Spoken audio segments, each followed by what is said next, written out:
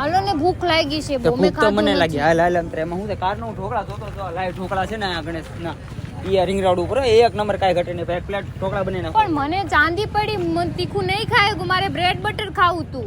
ઓહો તમે માવા ખાઈ તમને એકને તીખું લાગે છે, તમને કેમ આ તીખું લાગે છે?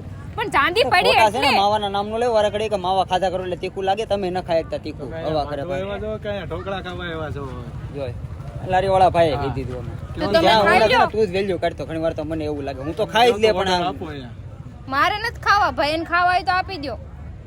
આવો ને ભૂંડા નો લગાડતી હોય તો. મને બ્રેડ બટર લઈ આવજો ને તમે ઢોકળા પણ ખાઈ આયા બ્રેડ બટર નો મળે પણ એમ વાત છે.